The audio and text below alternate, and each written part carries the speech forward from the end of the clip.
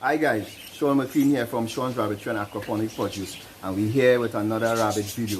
Now today we're going to talk about fostering, so pay attention, this one is great.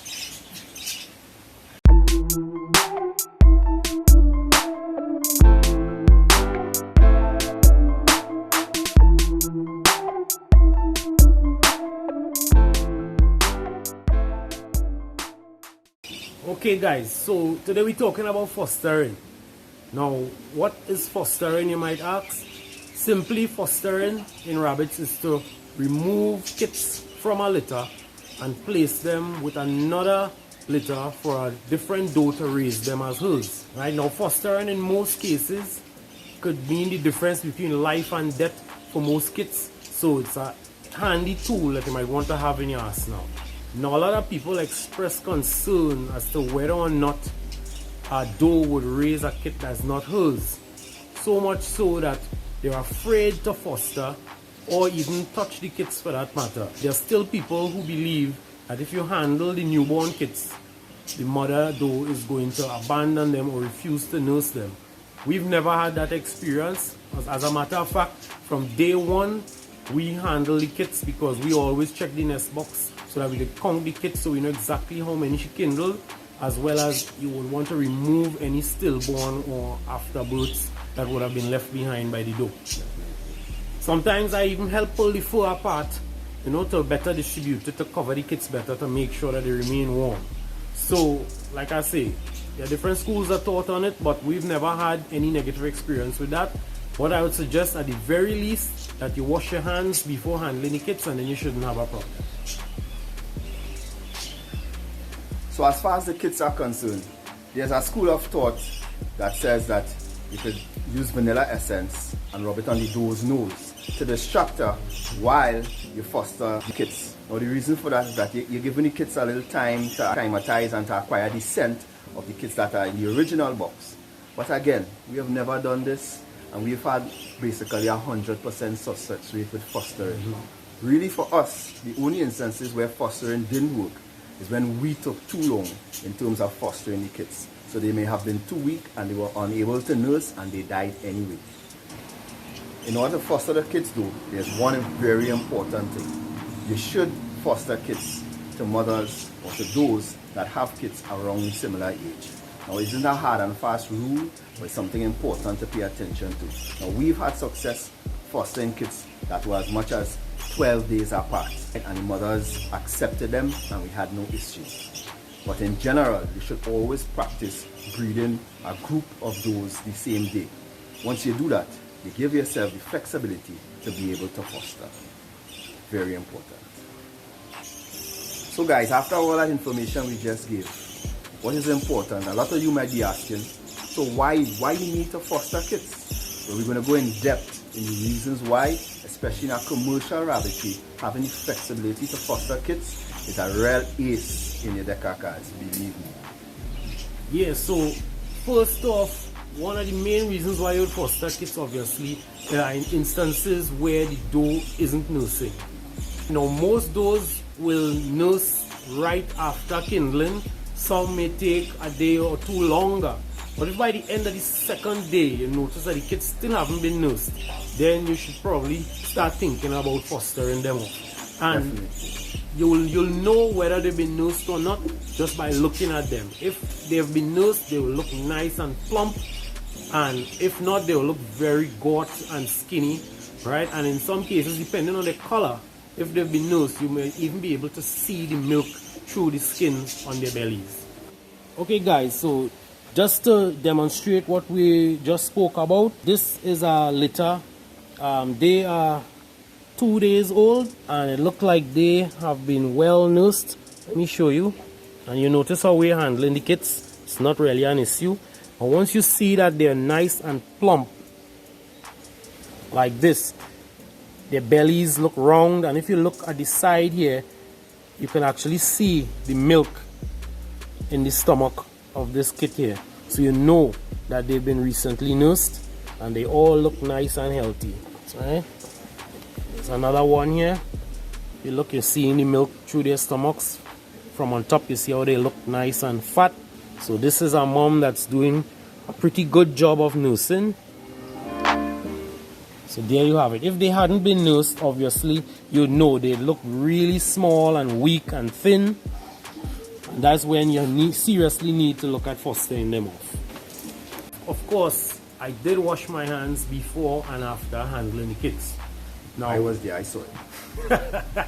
now this issue of those not nursing the kids is a common problem with first time does. Yeah. So for this reason, we always maintain a few does within the herd that are more or less specialist foster moms. They may not be purebred or pedigreed, but they're really good mothers, so we keep them on in cases like this where we need to foster off some kids to save a few of them. And this is where you really come in as the manager of your rabbitry. You need to identify these does and take care of them, because as we said, this is really an ace to have in your deck of cards in a commercial rabbitry. It saves you a lot. So another important reason why you may want to foster large litter size. Now, it's a good thing, but it can also be a challenge when you have a lot of does with large litters. So what we do is that, let's say for example, you have a doe that made 10, and then you have another doe that made 6. In order to maximize the possibility of all the litters surviving, what we'll do is that we'll take 2 of the kits from the one with 10 and add them to the one with 6. So now both of them have 8, which gives you a better possibility of all 16 surviving. Now, there are other reasons with regarding litters and litter size that you may want to foster too, and you may have to make some hard choices as the manager of your rabbitry. So let's say for instance you paid to have insemination of some of your quality does from some quality stock, and you would have bred them together with some of your crossbred does that we mentioned earlier on at the same time. Let's say all make 8 and above in terms of kits. Now, in order to maximize the chance of the litter from the does that you would have paid to get inseminated, in order to maximize the possibility of those kids surviving, you may have to do a straight swap. Now it seems difficult, it sounds harsh, and it also may mean that the litter from the crossbred doe may not survive. But it's a decision that you may have to make based on the economics.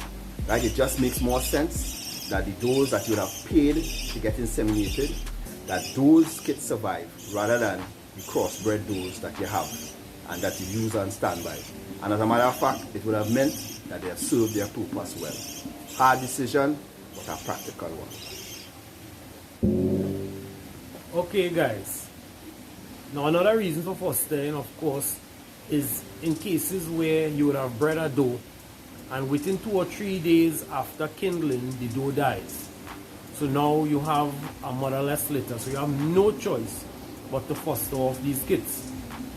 However, if you're in a situation where all your other does also have large litters and you can't find room to foster these kids, if they are a high quality litter that you really want to keep, you may have to also consider making a straight swap and sacrificing a less valuable litter to save these.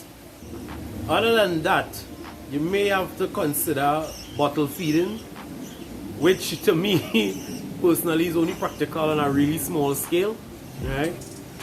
YouTube, we're not even going to lie, that is a waste of time. If you have a commercial rabbitry, the reality is you don't have time to bottle feed. You have to make hard decisions. Remember, you are the one managing your rabbitry. Yeah, so, you know, of course, I mean, some we've never done, some I don't think we'll ever do, so we can't really advise on it or recommend it. Right? However, I'm sure there are lots of other videos out there on YouTube with persons who have done it, so you guys feel free to check out those videos if that's something that interests you. Now another reason for fostering is extra small litters. So let's say a doe makes only 1 or 2 kids, or that she made 8 or 10 but only 1 or 2 survive. It isn't economical to really leave those 2 kids with her. So what we will usually do is that we will foster off those 2 kids to another doe and we will rebreed that mother immediately, right, to help with our breeding cycle.